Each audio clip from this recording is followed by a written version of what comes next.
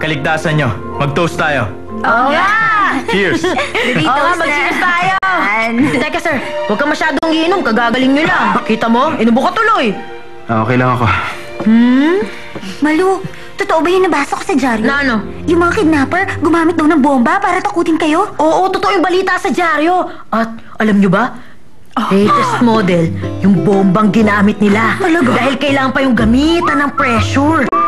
Habang nasa bibig para hindi sumaro. Para palang pelikula sa Hollywood dahil high-tech na. Tama, parang Hollywood nga yun. At hindi lang yun. Alam nyo ba, pinakagat din nila kay sir yung bomba tapos tinutukan kami ng baril! Bang!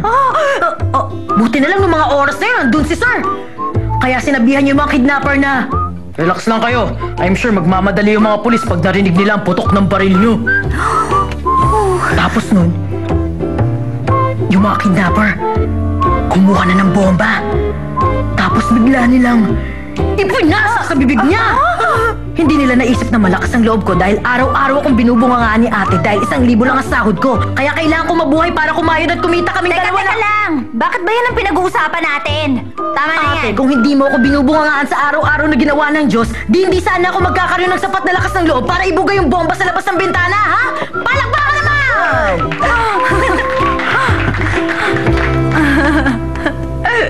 Teka lang. Bakit? Ang alam ko nasa bibig ni Elvin yung bomba. Nasa bibig nga niya. Kung ganun, bakit ikaw ang nagbuga ng bomba at hindi siya? Oo nga, tama siya. Kanina mo pa sinasabing sa bibig niya nilagay yung bomba. Paano yun napunta sa bibig mo? Oo nga, paano yun?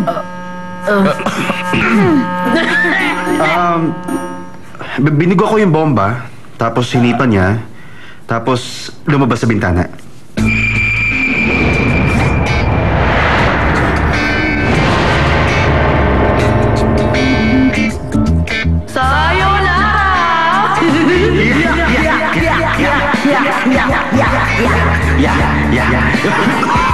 Parang kung si Andy lang. Ako naman si Aaron ko. Mamahalin namin kayo habang buhay.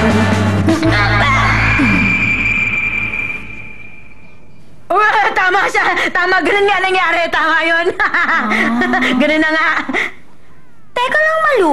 Bakit na naman? Sabi mo kanina, sasabog yung bomba pag binuksan ng bibig. Sinabi ko ba yan? Oo, sabi mo pa nga parang Hollywood. Hindi, walang ganun. Mali yun. Ay, ako. Sa tingin ko, walang pera yung mga kidnapper. Dahil yung bomba na binili nila, mumurahin niya pero hindi nila alam, peke pala.